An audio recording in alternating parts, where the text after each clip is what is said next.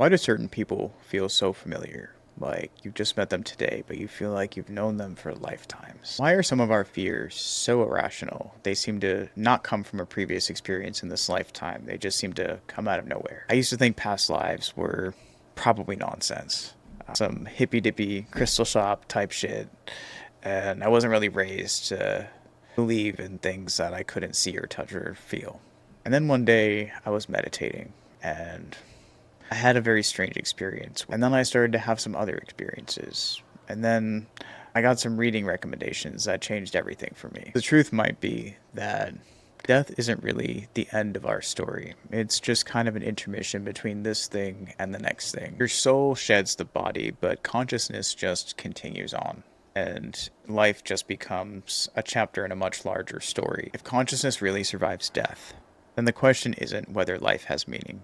It's what did you come here to learn? So maybe the question isn't, is this crazy? The question is, what are we missing about consciousness? I hope you dare to find out. What did you come here for? What do you need to learn? What do you need to share? And what do you need to experience in order to grow, in order to show compassion, in order to share your gifts with the world, whatever it may be? This might be your path to actually learning that.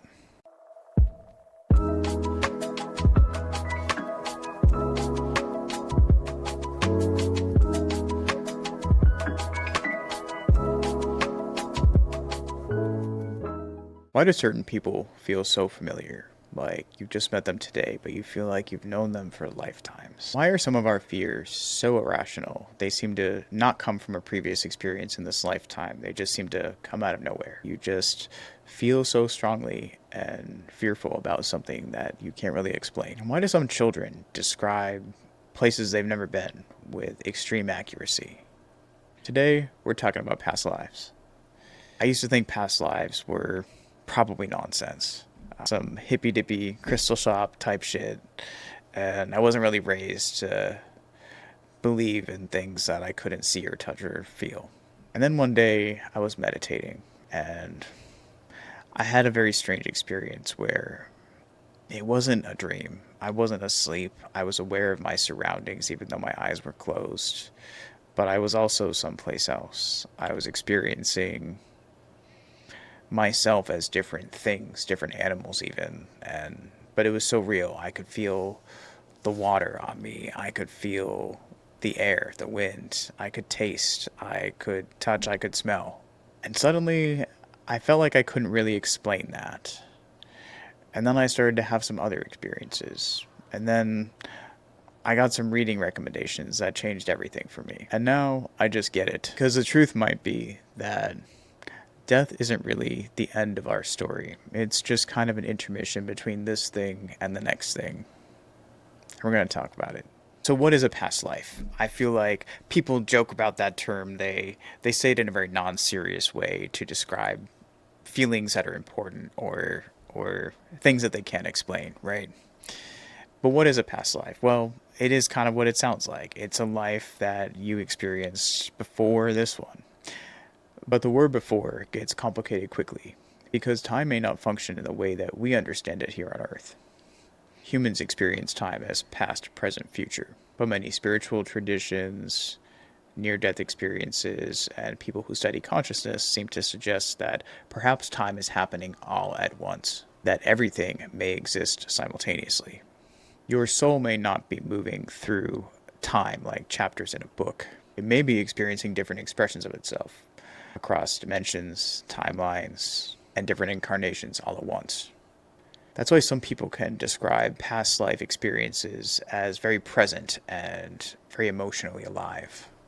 According to many spiritual traditions, Earth is a school of consciousness, and souls incarnate repeatedly to learn, to evolve, to heal, to create, to experience duality, to understand the good, the bad, the joy, the pain, love, loss, passion, forgiveness, power, ego. Some traditions even believe that souls incarnate as different genders, different races, cultures, social classes even, and possibly even as non-humans over several lifetimes. This is thought to help people understand empathy and a broader understanding of existence. If all of this sounds insane to you, trust me, I get it. I was not raised to hold beliefs like this. I wasn't raised religious, but I wasn't really raised with much of an impression. I was raised, I guess, as more of a realist. Having said that, having a weird meditation experience, like I said, and then I started to explore these things. Hey there, what's up? My name's Ash. I'm a life coach, and I work with people going through big life transitions, spiritual awakenings, and trying to find their purpose. So if any of that sounds like you, you're in the right place. Like this video, subscribe. I put out new videos every week, and I love to help people going through it do better day by day.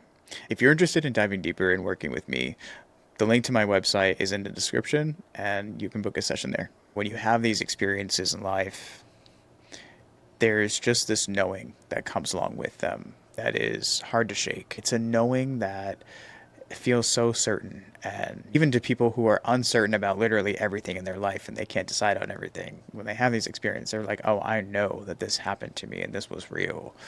It's a very common thread throughout people that have had experiences like this, whether in meditation, whether in hypnotherapy, which we'll get into, whatever altered state of consciousness that kind of led them to this.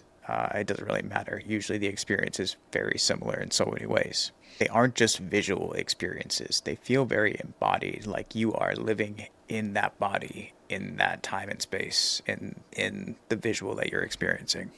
It doesn't feel like you're imagining something. It feels like you're remembering something. You have these moments where you're like, is this bullshit I'm making up in my head? And then you say, actually, no, there's no way it could be because XYZ has just happened and I have no way to explain that. That happens all the time. So what got me into this, you might ask? Well, after I had that weird meditation experience where I was actually experiencing myself as different animals in the wild, and it was so visceral and so real, and I've never experienced anything like that before. And again, I could smell the smells, I could taste what I was eating, I could smell the air, I could feel the wind, I could feel the water, I could feel my own warmth.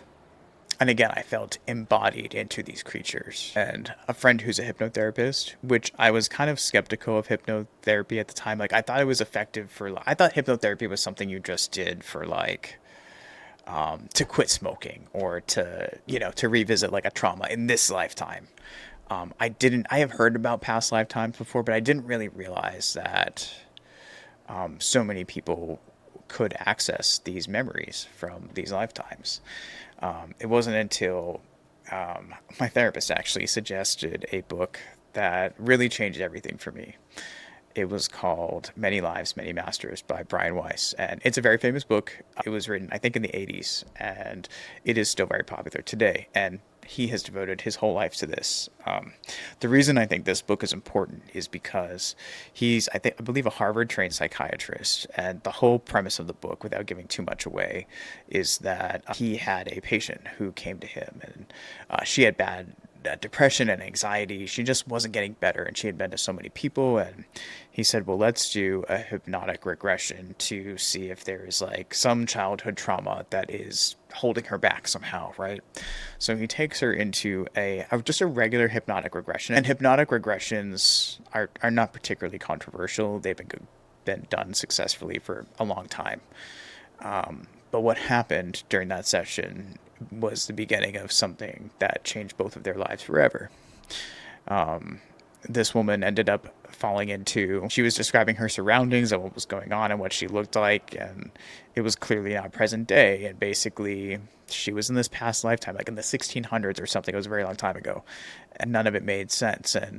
But she got something out of this. It was like something that happened in this vision, in this dream of her, whatever, under hypnosis, because he didn't believe what she was saying while she was saying it at first. He was just like, well, she seems to be getting something out of this. So he went ahead with it. And she had this past lifetime regression and died in that. She saw her death in that lifetime. And, she seemed a little better. And so they had more sessions. And what ended up happening is that he went from skeptic of this, but doing it to help his client, to full-on believer, and now has devoted his life to this mission. I thought it was really important to read from someone who is from such a clinical background, how they went from skeptic to believer, and things were, through this woman, communications were happening from elsewhere that reached him and were speaking directly to him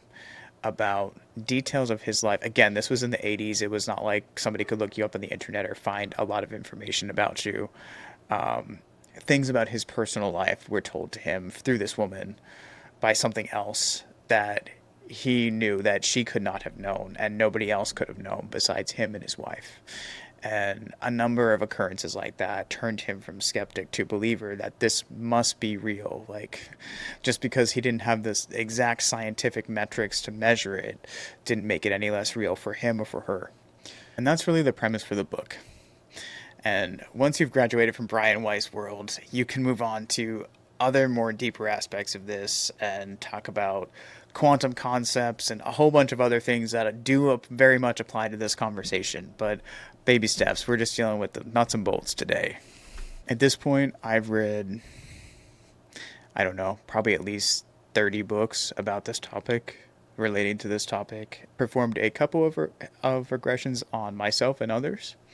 And I'm going to get certified in it at some point when I find some time to do that, just for fun. But I have done a lot of research on this and the common threads. And one of my gifts is extracting information and finding common threads. The common threads that weave through this topic are things that just seem to prove its credibility over and over and over. One of those things is soul groups and familiar people. Like I said in the beginning, do you ever just meet someone and feel like you've known them forever, even though you're just meeting for sure? Many spiritual traditions describe soul groups. They are people that have traveled with you from lifetime to lifetime, usually in some form or another. Your parent may have been your child in a previous lifetime. You and your current partner may have been together in a past lifetime. But perhaps even as opposite genders, like you were, the opposite gender in that lifetime and they were too. Things like that happen all the time. A lover may return as a sibling, rival in a previous lifetime, maybe one of your greatest teachers in this lifetime. These relationships that come into your life with people who may have been there from a past life, they're usually catalysts for some kind of evolution in you, and in both of you perhaps. Some people enter your life to comfort you, either forever or for a short while. And some people enter for a short time to crack you open and either force you to have some experience that you needed to have, or force you to look at things differently and change everything. So when you're out and about in life and you keep bumping into that person, why does the universe keep putting them there is the question. You need to start asking yourself those questions. I saw this TikTok story not that long ago of this girl that was telling this story about, she had moved all around the country, and in every single place she ended up, since childhood, this was not like a stalker situation, in every single place that she turned up throughout like her whole life, this boy from her childhood just kept ending up in the same place as her. And everybody in the comments was like, girl, the universe has been slapping you in the face that that's your soulmate. Like, when you guys gonna make it happen? You know what I mean? There are reasons that you keep, and it doesn't have to be a soulmate. It could be that they're a friend. It could be that you guys need each other for something. It could be a million different things. But, oftentimes those synchronicities, those chance encounters that change everything, they weren't chance encounters. They were meant to happen. They were meant to be the bridge to the next thing, the next experience, the next relationship, the next connection to get you where you're going. Let's talk about the concept of karma and how this applies. Karma is often misunderstood. When someone experiences something bad, some people are like, yep, karma. Karma isn't really punishment or cosmic revenge of some sort. It's more like energetic cause and effect. If you have lessons that you keep leaving unresolved, if you're not getting it, they're gonna repeat. If you have harmful patterns that you refuse to change, that cycle will continue. Certain themes will just keep popping up until you understand them consciously and you can make a change moving forward. This comes up a lot with abandonment, control, your self-worth, huge one. Giving away your power is a big one. Learning to stand in your power and not give it away to everyone else all the time. That's a huge, huge theme for a lot of people. Learning forgiveness and also learning boundaries. Learning to balance the two is a very difficult karmic lesson that a lot of people are here trying to learn. And here's an important thing about karma that you need to understand. If someone does something pretty negative to you, and you are feeling hurt about it, and you are just waiting for the universe, that revolving door of karma to come back around and whack that person in the ass. Don't wait around expecting that. And I want to tell you why. They may privately, in their own life, in their own time, in their own thoughts, come around to say, you know what, I did a shitty thing to that person and that was really not right. Whether or not they ever reach out to make amends with you or whatever. But the actual cause and effect thing, that may not happen until the next life. So don't wait around and expect, something bad to happen to this other person because they did something shitty to you. First of all, A, it doesn't always work like that, like I said. And B, that's also feeding negative energy into something that was meant to teach you a lesson and help you move on. So the longer you dwell in giving that previous past experience energy like that, negative energy, it's actually going to hold you back. It's an important note about karma that I feel like a lot of people don't really understand. And yeah, like I said, it's not cosmic revenge, okay? It doesn't really quite work like that. For example, if somebody did you wrong in this life, you may be in the more advantageous position in the next life. And your job will not be to do to them what they did to you. You understand? It can actually, the tables can turn in a way that, okay, this person kind of messed this up in this life. But let's turn the tables and see what happens in the next life. If this person can not take that resentment into the next life and then inadvertently kind of make the same mistake the opposite way. And then there's the concept of Dharma, less talked about. That has to do with embodiment. What are you here on earth to do? What's your soul's path? What's your purpose? What's in alignment with you? It's what your soul naturally gravitates towards, where meaning and growth kind of intersect. So, to keep it easy to remember, karma is what keeps repeating, and Dharma is what keeps calling you. So what do people encounter when they have these experiences? And I want to be clear, people can have similar experiences under a hypnotic regression. They can also have similar experiences in a near-death experience. They can also have similar experiences in altered states of consciousness through meditation and breath work, and also through psychedelics sometimes, though that is probably not the preferred method for this because it's a little less predictable and psychedelics aren't for everybody. I get that. But a lot of people experience being guided by someone, by something. Sometimes that someone is your higher self. Sometimes that someone is a guide. And the guide could be a family member who's deceased that you know from this lifetime. I've had one where it's a grandfather that I actually never met in this lifetime. He died when my dad was 12, but he's apparently one of my guides. I've seen him, and it took me a minute when I was having this experience. I was like looking at him. I've only ever seen pictures of the man. I never met him. So I was like, who is that? And then I was like, I know him, and I was like, oh, my grandfather. It took a minute, and I was like, oh, I didn't realize it was him. Sometimes it is something much more etheric, a being of light, or what people describe as some kind of higher dimensional being, a higher dimensional intelligence, if you will. And I know that sounds wacky and out there. Actually, I have a really funny story about this. I was doing a hypnotic regression on myself, and I was doing it through this course that this woman had made. So in this particular live session, everybody did a hypnotic regression, and the mission was to meet one of your spirit guides. And somebody came back from it, and they were like, excuse me, why does my spirit guide look like a giant bug? And the woman was like, "Oh, I didn't think we were gonna have to address aliens today, but here we go." She was uncomfortable because she didn't want to challenge this person's beliefs or anything. I think, but she was like, "Well, sometimes that happens, and you're probably going to experience that not just once, not just twice, but many times if you continue to do this. So sometimes you might be surprised at what you encounter, but it will be life that is likely very intelligent and can communicate with you. Full disclosure, sometimes that communication is not what you would call verbal in your altered state. Sometimes it can come through that way. Sometimes it is telepathic. You're asking a question in your head and they nod and smile yeah. I asked one of my guides once, is this thing going to work out? And they said, yeah. And I said, is it going to be hard? And they were like, oh, yeah. Like that. They just nodded and smiled, but it was like, oh, yeah. I was like, great. Something to look forward to, you know? These are possibilities. These are patterns across people's experiences. And when we get into other dimensional talk, um, I think this is where I lose the people who are particularly dogmatic, perhaps grew up really religiously. And I think in this lifetime, we're probably going to understand that there's other life out there, first of all. And second of all, I want you to know that in all of the research that I have done, the concept of God and a creator being comes up all the time. And I want you to know that in all of those times, those other beings all also believe in a creator being and that they were created by that same creator being.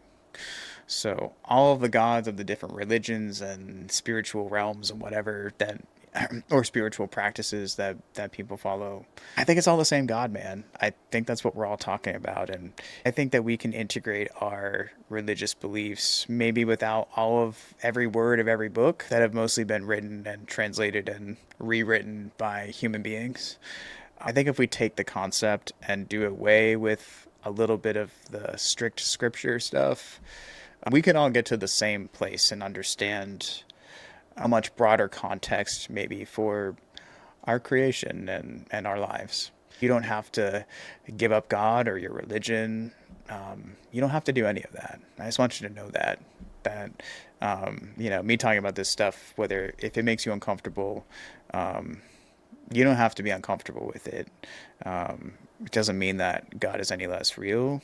It just might mean that God might have other children, and maybe we need to not be so narcissistic and thinking that we're the only ones, you know? Just food for thought. It's all going to be okay, no matter what. Take it or leave it. If it's not for you, it's okay. One of the other big common threads that people who have these experiences, again, whether it's through like a near-death experience, whether it's through hypnotic regression, whether it's through meditation, whatever, an overwhelming sense of love when they are elsewhere. And there's usually a place that is talked about as being very light and almost like an etheric city made of light that they describe as home, that all souls seem to describe as home. And it is a place where people tend to visit during these hypnotic regressions, especially, and they actually don't want to leave. They're like, I want to stay here forever. Like, this is my home. We all have a place that is home that is not Earth. And again, telepathic communication is very common.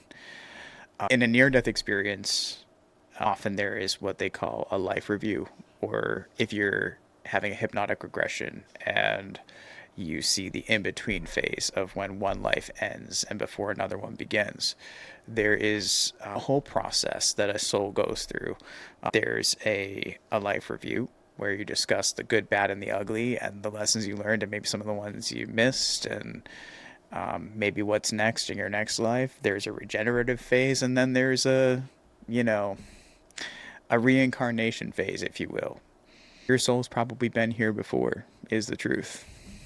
Along with that overwhelming sense of love, there is a feeling of interconnectedness that people are like, oh, like all of that separateness that I feel on Earth, separateness from other people, from other concepts, from other cultures, other religions, none of that matters because we're all one. Even the most like malignant, narcissistic person could have an experience like this and say, oh my gosh, I was thinking about this whole concept, this whole planet, this whole life experience the wrong way. Our differences are not really real in so many ways. What I also find unique is that all of those similarities are the same across different cultures, across different races, different religions. So many people's experiences along this thread are basically the same. At the same time, the experience is subjective to them and what is going on in their life or the lessons that they have learned or need to learn or whatever's going on with them. So it's both very similar broadly for everyone, and it's also very subjective. So whatever your soul is going through right now is relevant in those experiences, which to me just lends that much more credibility. Why would people from totally different races, backgrounds, cultures have the same exact dreams or experiences in that altered state? That makes almost zero sense when you think about it. To the validity of this, I think actually children are one of the best places to look. Children are the closest that anyone is to their past life. So babies can't talk yet, but once little kids start talking, if you've got a little toddler right now that starts rattling off about, remember when I was your mom? Sometimes it's just kids being kids, but pay attention, honestly, because there have been cases where children have described their most previous lifetime to the degree where the parent could say, this is really weird that they keep bringing it up. And they've literally looked into it and found an archive from another state where they found that person that they're describing, name, location, occupation, the way they died, all of it is the same. There's a famous case, I have to look up the name of it now, where a young boy was describing being a World War II pilot, and he was shot down with his friend. And basically, they were able to find. So the the person he was in the previous lifetime had already died. The other guy was still alive, and he was able to, this kid, verify details of what happened to these two pilots to the other guy, and it was like really freaky. There are cases like this all over the place, so I don't have an explanation for that. These kids can't read the internet or like look this stuff up in archives. Like, there's just no way. So how would they describe it with such specificity? I don't know. Even to the point where like kids were like, will say, oh yeah, I remember there used to be a factory here and this and that and the other. And the factory was like gone 50 years ago. These are just very compelling patterns that are worth continuing to explore. I think healthy spirituality shouldn't ask you to shut off your critical thinking, but I also don't think we should ignore experiences that we can't find like physical, that we can't really verify with scientific metrics in a lab. Some things just are what they are, even if we can't explain them. And I think to dismiss them because it sounds a little crazy, well, that's going to stifle any sort of progress in understanding our lives or consciousness, because I don't think consciousness is very easily explainable. There's one line I need you to depart with. It's this one. Death is not the end. It's really just the beginning. The phrase death is not the end is actually kind of funny because it applies to a story about altered states of consciousness. Blair White, she's a trans influencer. She was on Joe Rogan's podcast, and she was talking about that she did DMT with some friends during the pandemic sometime. They did it, and she was encountering these other beings, and she asked them, tell me something that will help me prove that this was all real after this. And they said, death is not the end. Death is not the end. They kept saying that, and she was like, what the fuck? Okay. So it ends like the next morning or whatever. They were going to breakfast or something like that. Her and her friends were going to a restaurant, and they like sat down this one restaurant. Like the vibe kind of sucked. They were like nobody came to take the order. Like, we're getting out of here. So they went to this other restaurant and they sat down, and she looked up, and there was a giant placard on the wall that said death is not the end. And she was like, what the fuck?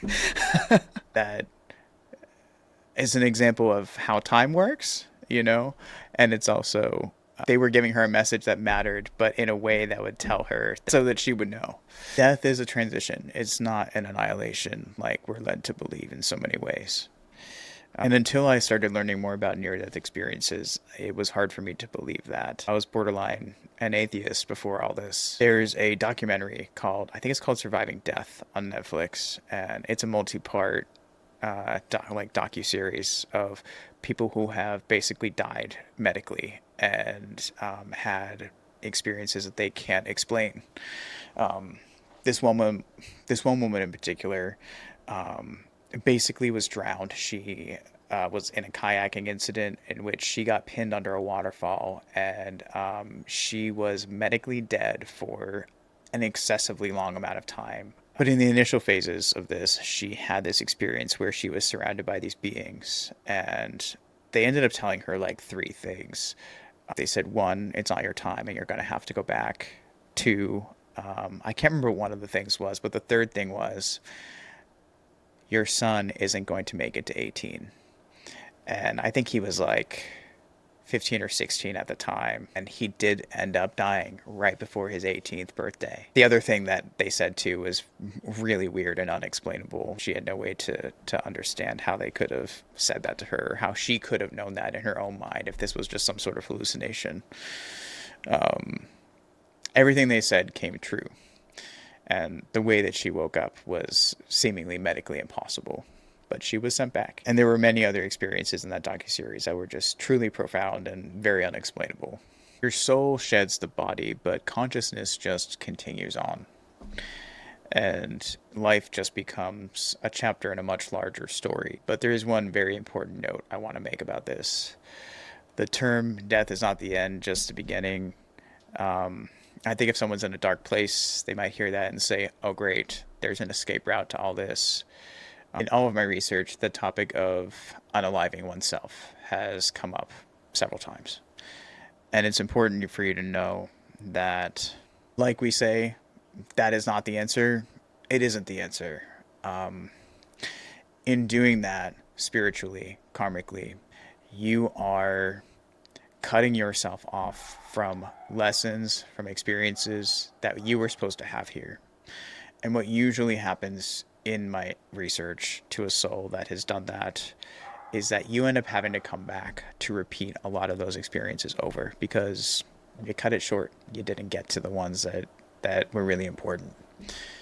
It is a form of spiritual bypassing. And I don't want to shame anyone for having those thoughts. Hey, I've had really dark thoughts like that in my life previously, and I 1000% understand that they're very real, and a way out seems very tempting sometimes, maybe.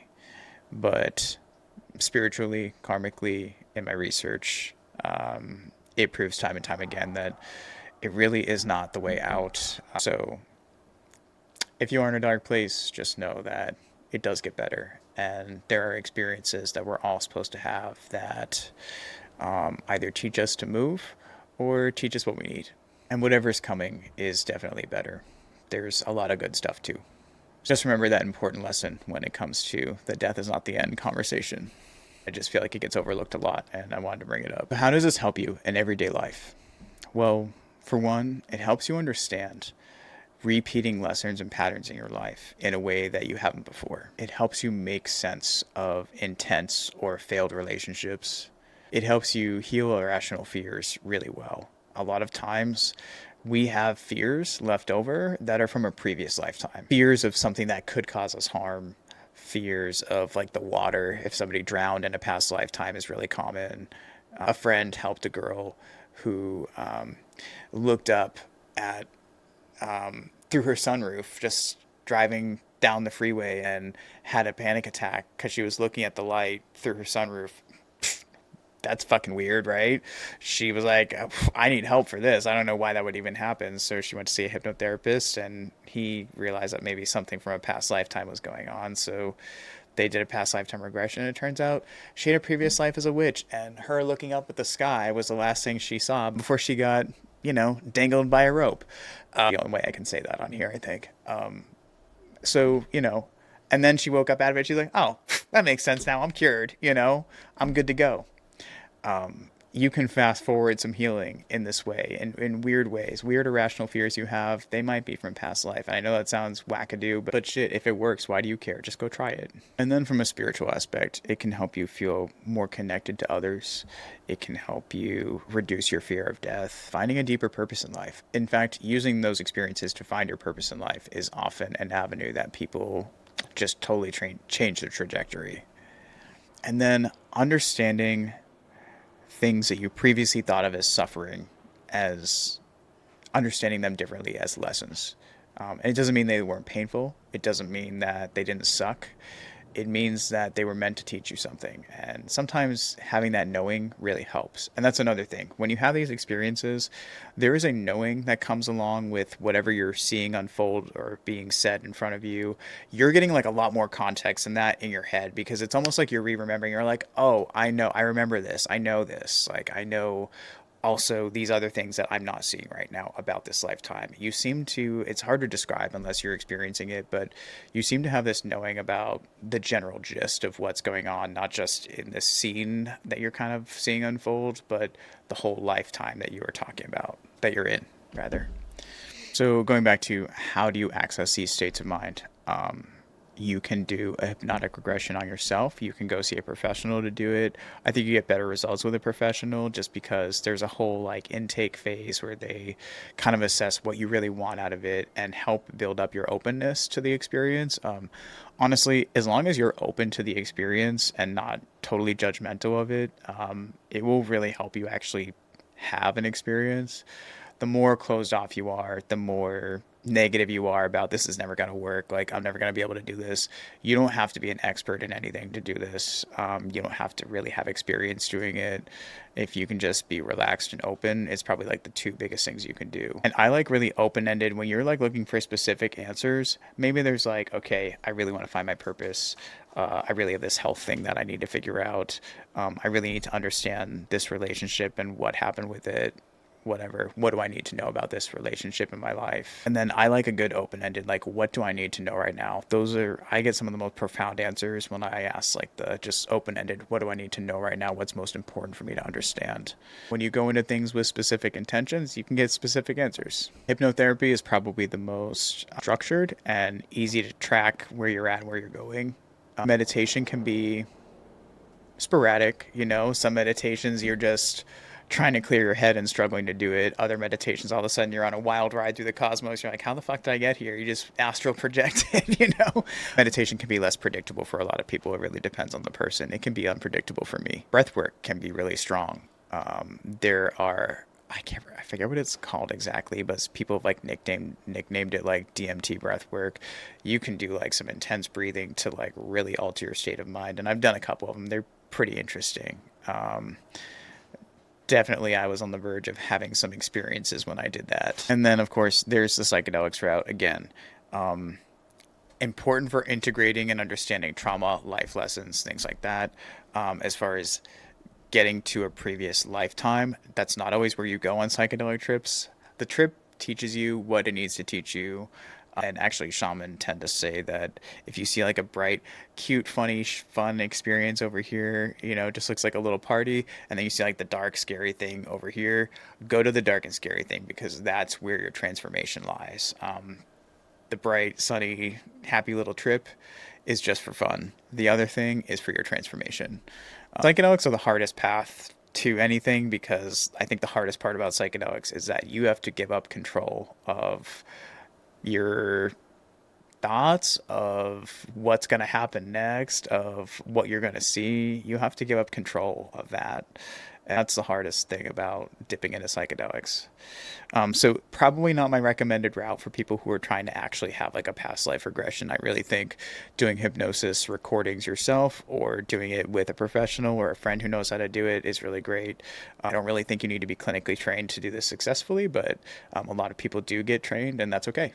So if you're looking for a way to explore your consciousness more, if you're just curious, want to dip your toe in the pond, if you are really looking to learn what you need to learn out of this life and get to the next steps and in your health, in your business, in your life purpose, in your relationships, in how you feel about yourself as a person, I highly, highly, highly recommend doing a past life regression or even a present life regression, honestly.